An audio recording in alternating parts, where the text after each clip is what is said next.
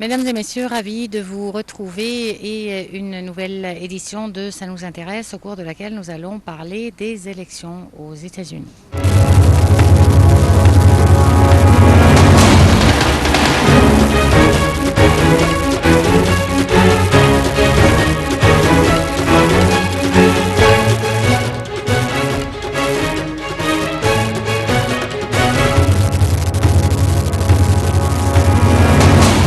Pour parler donc des élections aux États-Unis, un sujet d'actualité aux États-Unis maintenant où la campagne électorale a à peu près commencé, nous avons le plaisir de nous entretenir avec Monsieur Gamil Badra, analyste politique et journaliste. Nous sommes ravis de vous avoir avec nous. Merci bien, je suis très ravi d'être avec vous et je suis à vous. Alors, vous venez de retourner des États-Unis. On voudrait savoir un petit peu quelle est l'atmosphère maintenant qui se prépare ou bien qui prépare les élections présidentielles. Vous savez, les États-Unis, c'est un pays qui est un peu exceptionnel à l'égard des élections. Chaque 4 années, il y a un nouveau président. Et le mandat, qui est de 4 années, peut se répéter une seconde fois, mais avec un de 2 mandats pour un candidat. Les élections ont déjà commencé, ça fait quelque temps. Les préparatifs pour le Parti démocrate et le Parti républicain. 2 partis sont toujours sur la scène, démocrates et républicains. Les élections auront lieu en plus d'une année, en novembre 2016. N'empêche qu'il y a 16 candidats républicains qui sont sur la scène. Il y en a quelques-uns sur le Parti démocrate, en nommant Mme Hillary Clinton, qui avait fait des avances au début de l'année, qui se rétrécissent un peu pour certaines raisons, alors que pour le candidat, pour les républicains, le candidat n'a pas encore été vraiment bien vu par les électeurs.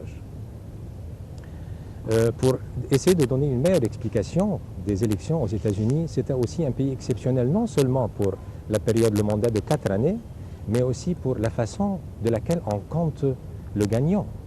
Les États-Unis consistent de 50 États. Chaque État a un certain poids. Ce poids représente le nombre de représentants dans la Chambre de représentants. Vous savez, les États-Unis, c'est un triangle. Le président, le Sénat et la Chambre de représentants. Tous les trois, ce triangle, forment le pouvoir des États-Unis. Et un président peut donner une certaine décision, le Congrès peut l'arrêter, et vice-versa. Et puis, alors si on parle des élections, si on parle de nombre du poids qui existe pour chaque État, ce poids dépend de la population de l'État, il dépend aussi de la force de l'État du point de vue industriel, du point de vue commercial, de la contribution de l'État dans le rendement total du pays. La Californie, par exemple, qui est le plus grand État, possède 45 voix électorales. Des États comme l'Alabama, l'Arkansas, d'autres États, le Dakota, ce sont des États qui comptent entre 3 et 8 poids électorales. Le candidat qui emporte la nomination du parti doit emporter le plus grand nombre de points, mais pas nécessairement le plus grand nombre de voix électorales. Nous avions eu un cas pareil, par exemple, ça fait quelques années, que le président George W. Bush n'avait pas eu le nombre total d'électorats, mais il avait gagné la présidence parce qu'il avait le nombre de poids électoraux de chaque État. Nous avons 16 candidats maintenant sur le Parti républicain. Il y a Donald Trump, l'homme d'affaires bien connu. Il y en a d'autres qui sont sur la scène. Il y a le fils de l'ancien président George Bush et le frère de George W. Bush, M. Jeb Bush. Il y a le sénateur de la Floride, M. Marco Rubio. Et il y en a d'autres encore qui sont sur la scène, comme Paul Rand, etc. Et tout cela, ils auront le temps d'exposer leur idée, de se battre, de s'échanger les débats en pleine télévision, pour que l'audience, les spectateurs, puissent reconnaître leur conception, leurs idées, leurs vues, leur vision, ce qu'ils veulent faire pour le citoyen américain. D'autre côté, le Parti démocrate. Nous venons de mentionner que Mme Hillary Clinton est avancée. Il y a aussi le vice-président actuel, M. Joe Biden, qui est intéressé à s'engager dans cette course. Il y en a d'autres encore, mais qui ne sont pas tellement forts du point de vue voix électorale chez le citoyen américain. Je dirais qu'il est encore tôt pour décider qui va emporter la nomination du Parti républicain. Ça aurait pu être plus facile pour le Parti démocrate si Mme Hillary Clinton n'aurait pas envisagé les situations que nous suivons par l'Internet, par les médias, vu les emails et la discrétion qui a été ouverte pour des investigations par le FBI, etc. Mais je crois qu'elle a une certaine chance. Mais si, au cas où elle ne peut pas le faire, je crois que M. Joe Biden sera le candidat en plein pour emporter la nomination démocrate. Il est encore tôt, ça sera en novembre, décembre que vraiment ces candidats vont se lancer. Et puis en juin prochain, juin, juillet maximum, chaque parti, le Parti démocrate aura son candidat, le Parti républicain aura son candidat, et tous les deux, entre juillet, devraient nommer un vice-président. Ils ont le droit d'être tout seuls sur la scène. Mais en juin, juillet, ils doivent avoir, et c'est le billet qu'on appelle le ticket for two, hein, le billet à deux, président et vice-président, pour que le 7 novembre 2016, le jour, c'est dans plus d'une année, le jour des élections, les citoyens américains vont se rendre pour les bureaux de vote pour choisir un nouveau président. Le président Barack Obama n'a plus le droit. Pourquoi? Parce qu'il a passé ses 2 mandats. Oui, on reviendra certainement à lui et à ses 2 mandats, mais je voudrais savoir maintenant, qu'est-ce qui se fait exactement comme préparatif à ces élections-là? C'est une très belle question, parce que pour bien préparer, il faut que vraiment ces candidats puissent avertir, faire comment dirais-je, passer par les médias, que ce soit par la télévision, par la presse, par les contacts, par les réunions, par les rassemblements qu'ils font et par les tours. C'est pas facile d'être un candidat pour une présidence, parce qu'il y a 50 États. Pour prendre l'avion, pour partir d'un État à l'autre, pour rencontrer les syndicats, pour rencontrer les investisseurs, les industriels, pour être en contact avec comment dirais-je, l'échelle du citoyen à partir de l'employé normal jusqu'au grand sommet. C'est pas facile. Ça demande un effort, ça demande un temps, ça demande de l'argent. Et c'est pour cette raison que chaque candidat aujourd'hui essaye de rassembler le soutien financier. Le soutien financier est excessivement important. Madame Hillary Clinton, on le lit, a pu rassembler un très grand nombre. Je crois que ça a dépassé la centaine de millions de dollars. Et ceci vraiment lui donne un certain support. Tous les candidats doivent le faire. Chaque candidat doit faire une propagande, doit faire des contacts, doit faire des entrevues pour essayer de transmettre ses idées, mais il a besoin aussi d'un soutien financier. Alors ça, c'est le devoir du candidat, il doit faire le tour aussi. Il doit peut-être, comment dirais-je, faire le focus, faire la concentration sur les grands États. Parce qu'on peut avoir 3 grands États pour 30-40 points. La Floride, c'est 25. La Californie, c'est 45. 45 et 25, ça fait 70. Ce qui compte peut-être 10 autres États. Alors c'est un plan. Et puis, il faut savoir comment analyser la catégorie. Le citoyen américain se compose. Il y a des femmes, il y a des gens âgés, il y a des jeunes, il y a des réglés sexuels. Il faut le dire franchement, il y a des homosexuels, il y a le mariage des homosexuels, que certains ils sont pour, d'autres ils sont contre. Et il y a les hispaniques, les gens qui viennent du centre de l'Amérique centrale, du Mexique. Tout cela ont un certain poids électoral. Il faut que le candidat puisse planifier, puisse savoir comment peut-il rassembler le nombre. C'est une course pour rassembler le plus grand nombre total de votes pour essayer d'emporter d'abord la nomination du parti et deuxièmement la nomination pour être président, pour aller à la Maison-Blanche, la résidence du président américain. Madame Hillary Clinton est la seule candidate femme? C'est une très belle question. Il y a une autre candidate dans le Parti républicain, c'est Madame Fiona...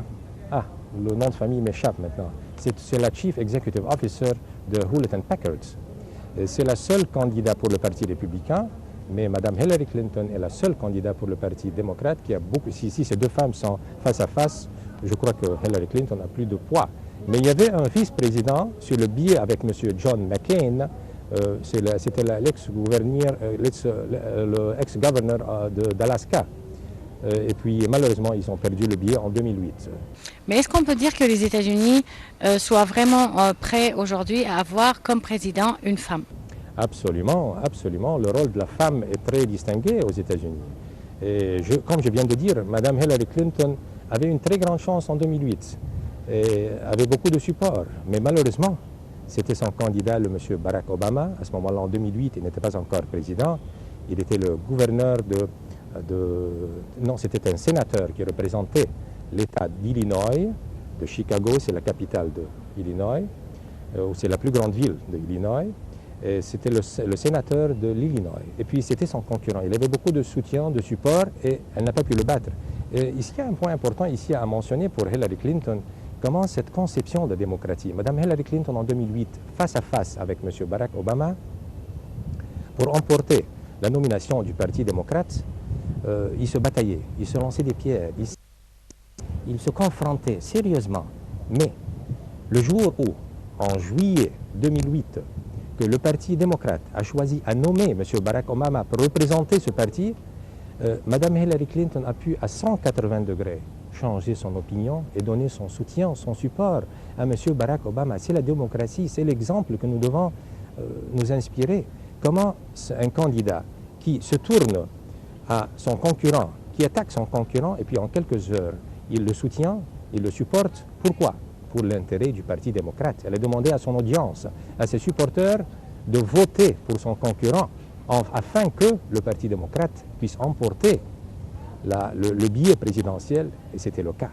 Mais elle n'avait pas aussi, M. Badra, d'autres alternatives. Qu'est-ce qu'elle pouvait faire d'autre?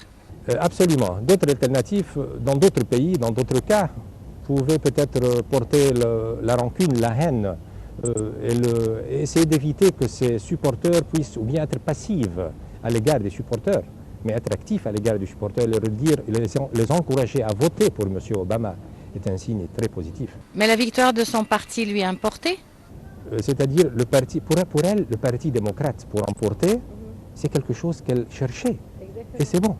C'est bon. Vous et moi, nous pouvons avoir divergence d'idées. Mais le moment où nous avons un but commun, on se met main dans la main pour le but commun.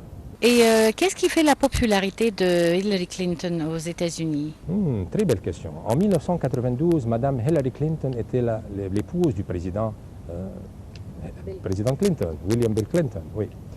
Et puis de 1992 jusqu'en l'an 2000, 8 années, c'était une femme reconnue pour son support pour son mari, surtout en 1998, quand M. Bill Clinton, a passé par une impasse. Et tout le monde le connaît. Mme Hillary Clinton a montré un signe de courage, de sincérité. En 2000, Mme Hillary Clinton est devenue le sénateur de New York, un grand État. Et puis elle est restée jusqu'en l'an 2000, le jour où elle a déclaré sa candidature pour le Parti démocrate pour la présidence. En 2012, en 2012, elle a été nommée comme secrétaire d'État pour les États-Unis. Regardez le CV, le curriculum vitae de Mme Clinton.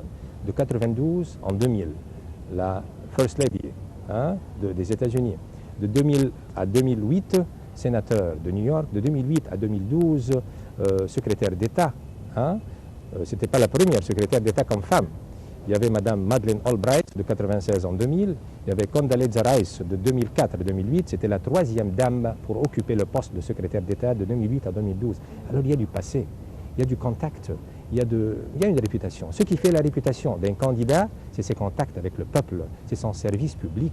Les gens ne reconnaissent pas les gens isolés dans des boîtes en verre isolées. Les gens veulent bien avoir des contacts avec des candidats qui puissent satisfaire les aspirations du cœur des électeurs. Et on voudrait savoir aussi, on voudrait parler des aspirations des Américains. À quoi les Américains aspirent-ils avec ce nouveau président? Et qu'est-ce qui n'a pas été achevé avec le président Obama, qui voudrait vraiment voir se faire?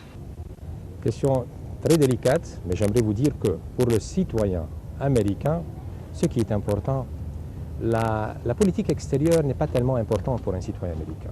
Pour les 300 millions d'Américains, ce qui les intéresse plus, c'est la vie journalière, c'est le côté financier. Comment peuvent-ils, comme père et comme mère de famille, essayer de satisfaire les besoins financiers de leurs enfants, de leur famille? C'est numéro un. La politique extérieure, la guerre, etc., joue un rôle, ce que l'Amérique veut faire à l'extérieur comme contrôle de trafic plutôt, devient, à mon avis, à second ou à troisième degré d'importance. Mais l'essentiel, c'est la vie journalière du citoyen américain. L'Américain veut acheter une nouvelle voiture, veut acheter une nouvelle maison, va avoir assez d'argent pour faire entrer ses enfants au collège, à l'université. Ce sont les choses très importantes.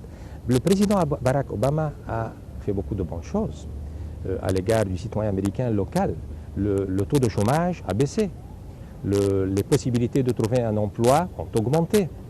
Le dollar américain comme économie s'est renforcé mondialement. On le suit en conversion avec l'euro.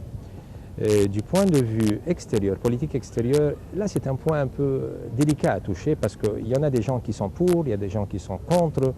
Mais je crois que sur le plan intérieur, l'Obamacare, l'assurance médicale, qui couvre maintenant une grande catégorie, pas de la haute classe, mais de la classe moyenne, de la majorité des citoyens. C'est quelque chose qui est pour le président Barack Obama. Il y a des gens même qui ont parlé que si Barack Obama avait le droit, ce qui n'est pas possible, de se lancer, il aurait pu avoir peut-être une troisième chance. Mais voilà. Donc ça veut dire que le président Barack Obama a continué à bien performer jusqu'au bout, bien que ce soit son deuxième et dernier mandat. Absolument, pour certains candidats, absolument. Pour certains candidats, parce que c'est le temps de Barack Obama, en 2012, il y a eu la majorité des voix des gens qui étaient pour le mariage de l'unisexe. Pour les citoyens américains, pour nous les Égyptiens, pour nous les gens du Moyen-Orient, c'est quelque chose qui est contre toute conception. Mais pour les Américains, c'est une chose différente. Alors, comme vous avez dit, quand vous avez demandé qu'est-ce qui intéresse le citoyen américain, et ce sont les choses qui intéressent le citoyen américain. Sur le plan local, Barack Obama a pu satisfaire une certaine majorité. Sur le plan extérieur, j'en doute. Monsieur Badrassi, on ne cherche qu'à satisfaire les demandes des citoyens sans voir plus loin. C'est-à-dire que sur ce sujet précisément, des analystes ont prouvé que en 2050, nous aurons en Europe et aux États-Unis une population vieillissante à cause de ces mariages unisexes. Donc, c'est pas dans l'intérêt, surtout à long terme, de la population. Donc, on ne peut pas juste exécuter les demandes des citoyens parce que c'est des demandes pressantes ou bien des demandes qui joueront un rôle dans la victoire ou la défaite d'un candidat, mais qui sont à long terme pas du tout dans l'intérêt du citoyen. Je suis tout à fait d'accord. Je suis tout à fait d'accord, mais que peut-on faire si ces candidats veulent aboutir à des buts à réaliser, à accomplir leurs souhaits pour avoir le poste sans considérer le long terme? Et le long terme, et moi aussi j'étais d'avis qu'à long terme, nous, pas comme citoyens égyptiens ou américains, comme citoyens de cette terre, de notre globe, nous devons avoir un peu d'inquiétude sur ce qui peut se passer au cas où la porte est ouverte. Tous les candidats peuvent se permettre pour satisfaire aux besoins spéciaux qui sont taillés pour une certaine catégorie, pour une certaine classe. Mais les autres, je suis tout à fait d'accord et je crois qu'il faut s'opposer. Mais que peut-on faire? Les exécutifs ont les clés dans leurs mains. Et quels sont les facteurs aux États-Unis qui jouent pour la victoire ou la défaite d'un candidat? Je savais que, je veux dire que la victoire est dans les mains du citoyen plutôt, entre les possibilités, les promesses que peut faire un candidat et le citoyen. Si le citoyen n'a pas confiance, c'est un point très important, en le candidat perd sa chance. L'exemple, Mme Hillary Clinton, qui avait des prévisions de gagner qui étaient très élevées. Aujourd'hui, Mme Hillary Clinton a un solde qui se rétrécit. Pourquoi? Pour la confiance. Alors, le facteur essentiel, la confiance, parce qu'en Amérique, le mensonge, mentir, c'est plutôt un crime. Si un candidat, si on confirme que ce candidat ne dit pas la vérité, qu'il n'est pas sincère, qu'il n'est pas loyal, il perd tout à fait le support, il perd les voix électorales. Mentir aux États-Unis, c'était plutôt un crime, je reprends, alors que Mme Hillary Clinton essaie de se libérer, par exemple, de ce qui se passe. Mais le jour où Mme Hillary Clinton, ou n'importe quel candidat, aussi un autre, je me souviens, ça fait plus de 20 ans, les relations plutôt en dehors du mariage, ça peut aussi toucher à un candidat.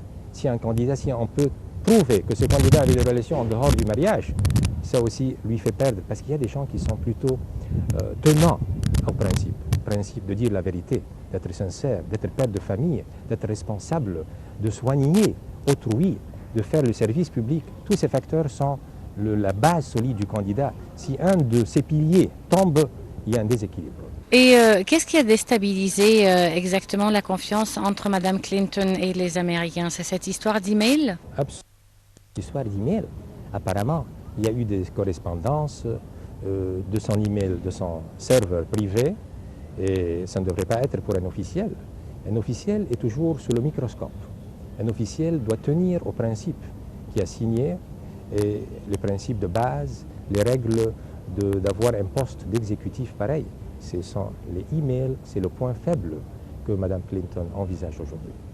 Monsieur Gamil Badra, le temps a vite filé. On est arrivé à la fin de cette édition de Ça nous intéresse. On vous remercie beaucoup et on continuera à suivre avec vous le déroulement de ces élections jusqu'à ce qu'elles aboutissent. C'est un grand plaisir pour moi. On souhaite aux Américains bonne chance et on souhaite à notre pays aussi une bonne chance. Mais essayons aussi d'apprendre, de s'inspirer de cet esprit de démocratie, de ces débats. Comment les candidats peuvent se changer les idées, mais vu un but commun, il faut qu'ils se mettent main dans la main. Nous souhaitons pour notre nouveau Parlement de bonnes élections et qu'on s'inspire des bonnes bases des Américains. Et surtout à ce nombre limité de partis. Absolument, absolument. Merci beaucoup. Je vous remercie aussi de nous avoir suivis. On se retrouve donc la semaine prochaine à la même heure avec un nouveau thème qui nous intéresse. Au revoir.